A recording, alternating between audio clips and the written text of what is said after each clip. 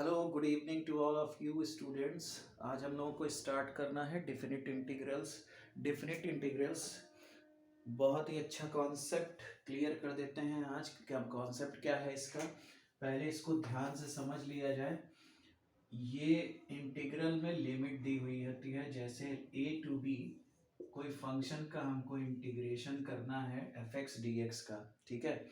तो इसका जो है इंटीग्रेशन हमको कैसे करेंगे, देखिए इसको बोलते हैं upper limit, that is called upper limit, ठीक है। इसको बोलते हैं लोअर लिमिट।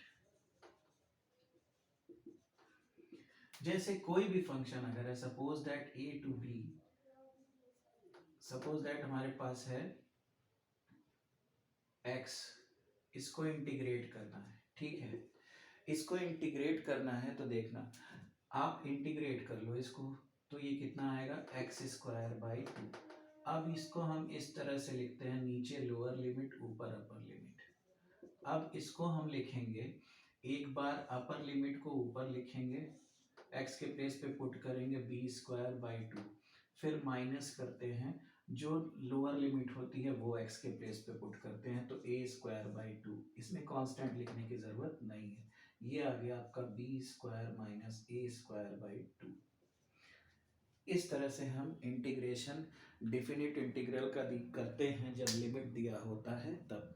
तो इसका मतलब क्या हुआ, अगर हम इंटीग्रेशन कर रहे हैं तो कोई फंक्शन ही मिलेगा, suppose that capital F x मिल गया और इसकी लिमिट हमने पुट कर दी ए से बी, तो क्या मिल जाएगा भाई, F B minus F A, that is called definite integral, ठीक है। बड़े प्यार से कॉन्सेप्ट समझते हैं। पहले हम definite integral as the limit of a sum को करेंगे, उसके पहले हम डिफिनिट इंटीग्रल के बारे में बता दें कि इसकी लिमिट इसको ग्राफ से कैसे समझते हैं, ग्राफ में कैसे ये एरिया, इस एरिया निकाला जाता है ग्राफ का, किसी कर्व का एरिया कैसे निकालते हैं। अभी तक रेक्टेंगल ये सारी चीज़ें पढ़े होंगे, रेक्टेंगल, स्क्वायर, ट्रेपेजियम, लेकिन कर्व का ऐसे एरिया कैसे निकालते हैं, बड़े प्यार से समझिएगा। देखिए सपोज दैट यहां से यहां तक का जो डिस्टेंस है वो ए है, ठीक है, क्लियर। और यहां से यहां तक का डिस्टेंस जो है वो बी है, ठीक। ए पर ऊपर की तरफ एफ ए मिलेगा, ये एफ ए हो गया। बी पर ऊपर की तरफ एफ बी मिलेगा, ये हो गया एफ बी। कुछ कर्व इस तरह का बन रहा है, यहाँ पे कुछ ऐसा कर्व अगर है, ठीक है। यहाँ पे एफ ए है, मतलब y की वैल्यू कुछ पुट ए पुट करने पे एफ ए मिला है, बी पुट करने पे एफ बी मिला है, ठीक है। तो area area under the curve की बात अगर हम करते हैं, अगर हमको एरिया निकालना होगा तो एरिया जो होगा हमारा ए टू बी, ठीक है, एफ एक्स डी एक्स जो होगा वही हमारा एरिया होगा। हमने पहले भी वीडियो में इनडिफिनिट इंटीग्रेशन पढ़ा था, बताया था कर्व का एरिया इजीली इनडिफिनिट इंटीग्रेशन से निकाल सकते हैं, और यही एरिया अंडर द कर्व की वैल्यू होगी। ये छोटे से पार्ट को इंटीग्रेट कर देंगे और ए से बी तक को लिमिट को ले जाएंगे, तो पूरे एरिया का जो है, पूरे रीजन का जो है एरिया आ जाएगा। मतलब छोटे से पार्ट को पूरे लिमिट तक इंटीग्रेट कर देना, इंटीग्रेट करना मतलब छोटे छोटे पार्ट्स को ए से बी मतलब पूरे लिमिट तक इंटीग्रेट कर देना। एरिया अंडर द कर्व का फॉर्मूला ये है। और क्या कह सकते हैं, इनक्लोज्ड एरिया, ये इनक्लोज्ड एरिया है। इनक्लोज्ड एरिया किससे, बाय किससे, कर्व एंड ऑर्डिनेट। ऑर्डिनेट किस पे मिला है, x is equal to A पर मिला है, x is equal to A पर मिला है, x is equal at x is equal to a and x is equal to b। और किस एक्सिस के साथ ऑर्डिनेट मिला है, x is equal to a और x is equal to b, और किस एक्सिस के साथ, एंड x एक्सिस। और इसको अगर हम a b c d let कर लें तो area under the curve A B C D भी कह सकते हैं। तो इस तरह से हम इसको रिप्रेजेंट कर सकते हैं, enclosed area by the curve and ordinate at x is equal to a and x is equal to b and ordinate at x is equal to a and x is equal to b and the x axis, ये area मिल गया। ठीक है, तो area से कुछ इस तरह से हमने एक्सप्लेन किया। ये है geometrical representation of definite integral. Clear? चलिए अब जो पहले एक्सरसाइज में करना है उसमें इस फॉर्मूले का यूज नहीं करना है, इंटीग्रेट तो करना है लेकिन लिमिट एज ए सम करना है, लिमिट एज ए सम से करना है, as limit of a sum से करना है। ठीक है, तो नेक्स्ट हेडिंग होगी डेफिनिट इंटीग्रल। समझते जाइए, definite integral as a limit of a sum. ये चीज समझ गए तो इस पे बेस्ड क्वेश्चन इजीली हो जाएगा। ठीक है, समझ लीजिए इसको। देखिए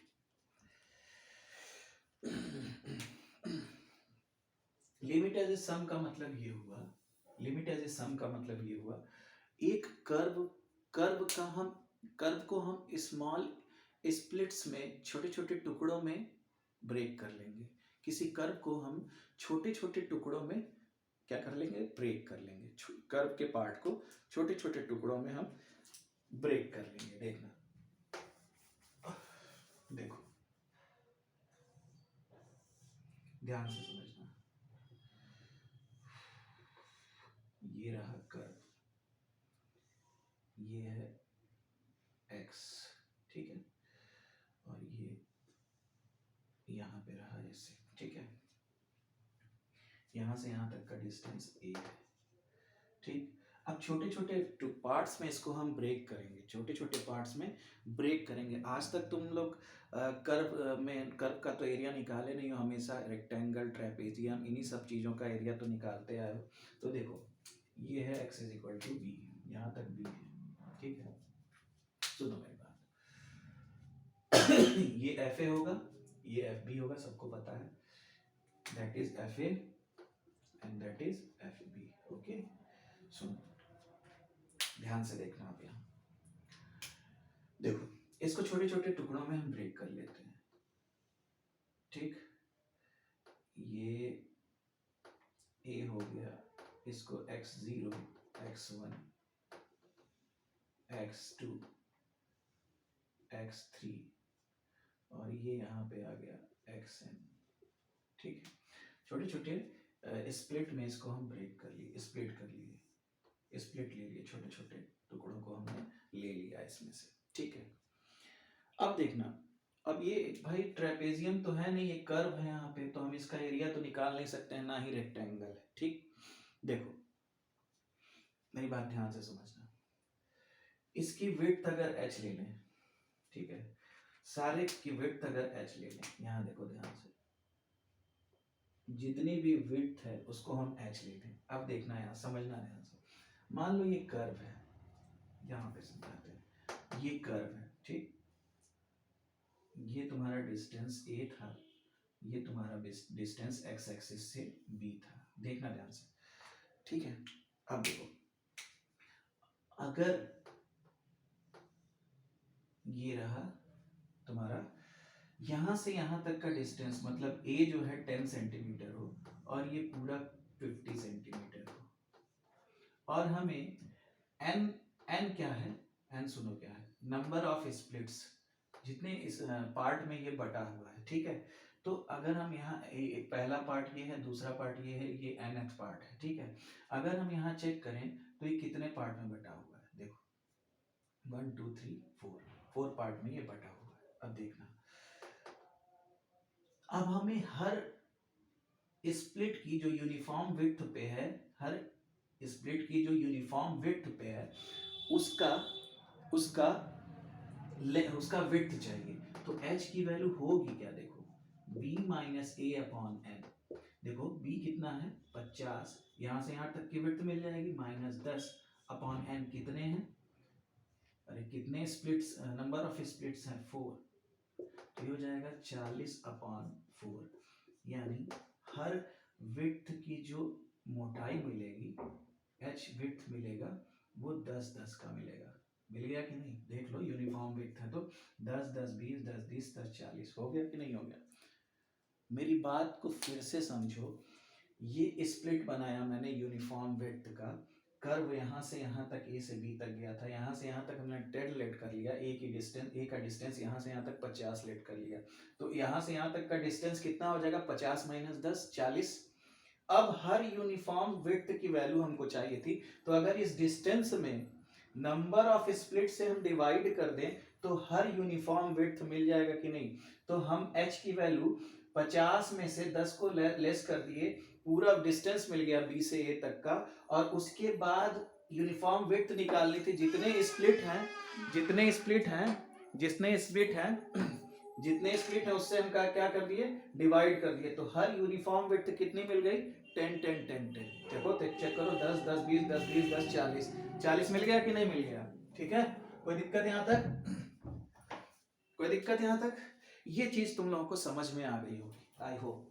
नहीं समझ में आई होगी तो भाई अब कुछ नहीं कर सकते हैं। यानी अगर एक यूनिफॉर्म विड्थ यहाँ h है तो और n स्प्लिट्स हैं, और इसमें n स्प्लिट्स हैं, हमको मालूम नहीं है कितने स्प्लिट्स हैं, तो हम यहां से लिख सकते हैं h की वैल्यू, देखना ध्यान से, b minus a upon n लिख सकते हैं, बिल्कुल लिख सकते हैं। ठीक, यहाँ पे n स्प्लिट्स हैं, x0 x1 x2 कहां तक गया है?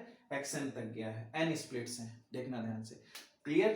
तो h की वैल्यू क्या हो गई? b माइनस ए अपॉन एन, मतलब ये पर विड्थ जो आएगा वो b माइनस ए अपॉन एन, जितने स्प्लिट्स होंगे उससे डिवाइड कर देंगे पूरे के बीच में डिस्टेंस से। अब मेरी बात समझ में आ गई होगी, ठीक है?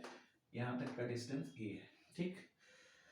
अब अगर h टेंड करेगा 0 पर, अगर विड्थ को क्या करें? एकदम पतला कर दें, विड्थ को एकदम पतला सा कर दें, विड्थ को एकदम पतला सा कर दें, तो ये रेक्टेंगल की तरह हो जाएगा कि नहीं? एकदम पतला कर दे तो ये रेक्टेंगल फॉर्म कर लेगा। अब देखो h अगर टेंड करेगा 0 पे तो n की वैल्यू किस पे टेंड कर जाएगी? यहाँ 0 पुट करो, देखो यहाँ 0 पुट करोगे तो b minus A is equal to upon n is equal to हो जाएगा b minus 0 a upon 0, that is infinite. यहाँ चेक करो ना, तो n की वैल्यू कहाँ तक टेंड कर जाएगी? अगर h टेंड करेगा 0 पे, यहाँ 0 पुट किए n के प्लेस पे, h के प्लेस पे, n यहाँ गया ऊपर, ठीक है? तो h b माइनस ए अपॉन h 0 है, तो पूरे n की वैल्यू कहाँ चली जाएगी? टेंड करेगी, होगी नहीं। ये हम कॉन्सेप्ट बता चुके हैं, लिमिट वाले एक वीडियो में देख लेना कैसे टेंड करता है। जब h टेंड करेगा 0 पे तो n टेंड कर जाएगा इन्फिनिटी पे, पता नहीं कहाँ तक होगा। जब और पतला पतला कर देंगे तो इन्फिनिटी तक टेंड तो करेगा ही n, ठीक है? जब एकदम पतला पतला h को कर देंगे तो n कहाँ तक टेंड कर जाएगा? इन्फिनिटी तक। ऐसे भी कॉन्सेप्ट समझ लो। दूसरी चीज, अब देखते हैं हम समेशन इसका कैसे करते हैं, लिमिट ऑफ ए सम कैसे निकालते हैं। ध्यान से देखो बच्चों, नहीं तो फिर क्लियर नहीं होगा। इस चीज को ध्यान से समझ लो, ठीक है? देखना, अगर हम सम निकालते हैं, limit of a sum Sn, ठीक, अब ये रेक्टेंगल के फॉर्म में हो गया कि नहीं? अब ये रेक्टेंगल के फॉर्म में हो गया। अब चेक, यहाँ पे देखो, ध्यान से देखो, यहाँ से यहाँ तक का डिस्टेंस a था, ठीक। अब देखो इसकी जो लेंथ हो गई वो fa हो गई कि नहीं? अरे यार, इसकी लेंथ fa होगी। a पर फंक्शन क्या, a पर क्या मिला होगा? a पर कुछ y एक्सिस पे मिला होगा ना, तो y एक्सिस को ही fa बोलते हैं। a पर अगर हम fx is equal to x है तो a पुट करेंगे तो fa is equal to a मिलेगा कि नहीं मिलेगा? तो a पुट करने पे क्या मिला हमको? fa मिला कि नहीं मिला? तो ये जो विड्थ हो गई, ये जो लेंथ हो गया fa हो गया, और ये क्या है? h है। तो रेक्टेंगल का एरिया क्या होता है? Length into breadth, fa into h। ध्यान से समझ लो, fa इंटू h। क्लियर? तो ये हो जाएगा fa इंटू h प्लस, ध्यान से फिर देखना, यहां से यहां तक की विड्थ देखो, यहां से यहां तक का डिस्टेंस a था प्लस h, तो यहां से यहां तक का क्या हो गया वैल्यू? यहां से यहां तक का डिस्टेंस क्या हो गया भाई? a प्लस h हो गया। क्या हो गया डिस्टेंस? a प्लस h हो गया। तो a प्लस h पे ये कितना मिलेगा? fa plus h।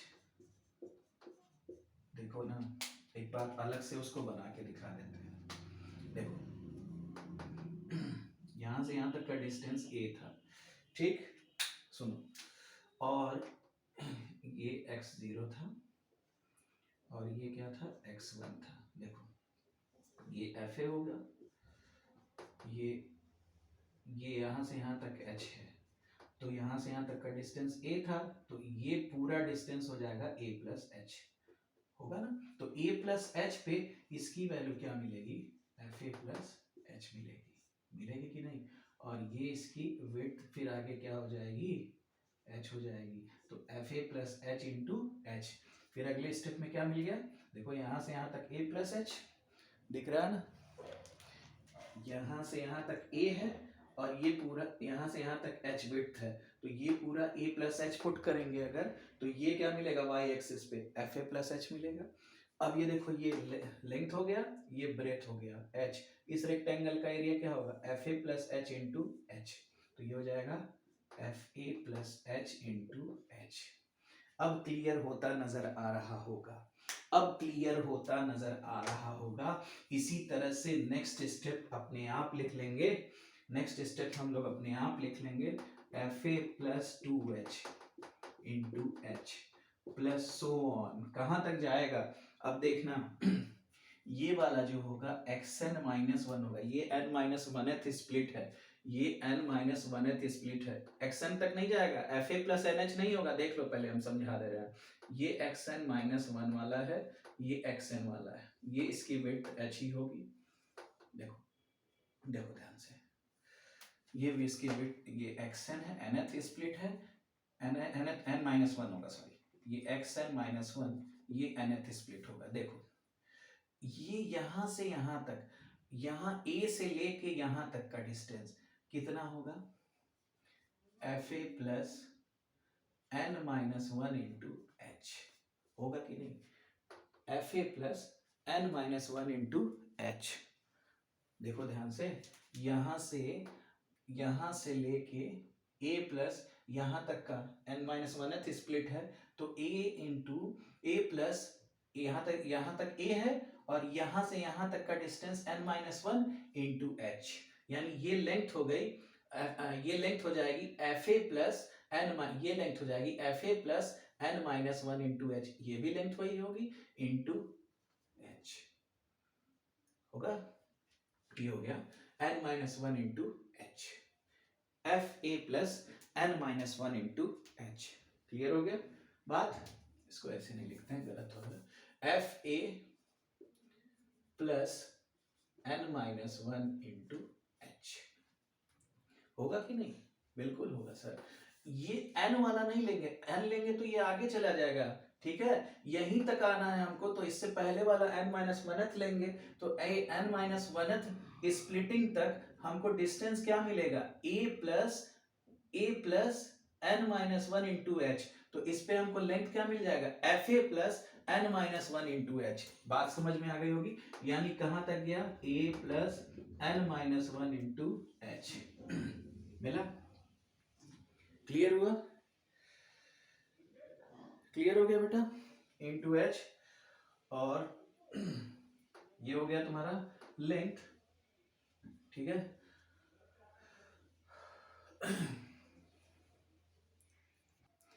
n minus 1 into H, और उस पूरी विड्थ क्या है उसकी, h है। ये हो गया लेंथ, ये हो गया ब्रेथ h। बात समझ में आ गई होगी धीरे धीरे, ये लेंथ मिल रहा है fa और इसका ब्रेथ क्या है h, फिर लेंथ मिलेगा यहाँ fa प्लस 2h, ब्रेथ क्या हो जाएगा h, फिर यहाँ लेंथ मिलेगा fa प्लस 3h, ब्रेथ हो जाएगा h, फिर यहाँ n माइनस 1 पे मिलेगा लेंथ कितना, fa plus n minus 1 into H into breadth हो जाएगा h। आगे नहीं जाएंगे, आगे जाएंगे तो फिर आगे उसको हमको एक और स्प्लिट बनाना पड़ेगा, तो ये हो गया इसका समेशन। अब सब में h कॉमन है बाबू, सब में h कॉमन ले लेते हैं, ठीक है, इरेज कर दूं, सब में h कॉमन ले लेते हैं। सब में जब h कॉमन लेंगे तो देखो क्या हो जाएगा, Sn इज इक्वल टू हो जाएगा h fa plus h plus fa plus 2h plus कहाँ तक जा रहा है, fa plus n minus 1 into H. ये रहा। ठीक, यहाँ तक किसी को कोई दिक्कत नहीं होनी चाहिए। बड़े ही अच्छे से समझा दिया, एक एक चीज को क्लियर किया है मैंने। ठीक है, ठीक। अब क्या करते हैं यहाँ पे समझ लो। यहाँ h टेंड कर रहा था इन्फिनिटी पे, h कहाँ टेंड कर रहा था, इन्फिनिटी पे। तो अगर हम समेशन ले रहे हैं तो यहाँ पे हम लिमिट h को टेंड करा देंगे इन्फिनिटी पे। यहाँ पे लिख सकते हैं S n limit h tend to इन 0। और अगर n में लिखना है तो limit n tend to infinity, और h को हम क्या लिख सकते हैं यहाँ पे, b माइनस ए अपॉन एन, और F A plus F A plus H plus so on, जहाँ तक भी जाए। h को कॉमन ही ले लिया, 1/n बाहर आ जाएगा, 1/n बाहर आ जाएगा, b माइनस ए कॉन्स्टेंट बाहर आ जाएगा, 1/n का अंदर मल्टीप्लाई कर देंगे और हमको इंटीग्रेशन मिल जाएगा। ठीक है बेटा, तो इस तरह से हम डेफिनेट इंटीग्रेशन का कॉन्सेप्ट समझ गए। अभी डायरेक्टली नहीं करना है, अभी एक वीडियो और बनाएंगे, उसमें हमको सॉल्व करना होगा। ठीक है, क्वेश्चंस जो कि लिमिट ऑफ ए सम पे होगा। तो पहले इसको हम सॉल्व करा देते हैं, फिर डायरेक्टली अगले एक्सरसाइज एक वीडियो और बनाएंगे जिसमें हम लिमिट ऑफ ए सम से डेफिनेट इंटीग्रल को सॉल्व करेंगे। फिर नेक्स्ट वीडियो में हम आगे बढ़ेंगे, डेफिनेट इंटीग्रल को जल्दी जल्दी फॉर्मूले से लगा के क्वेश्चन सॉल्व करेंगे। तो limit of a sum I hope सबको समझ में आ गया होगा। Thank you very much.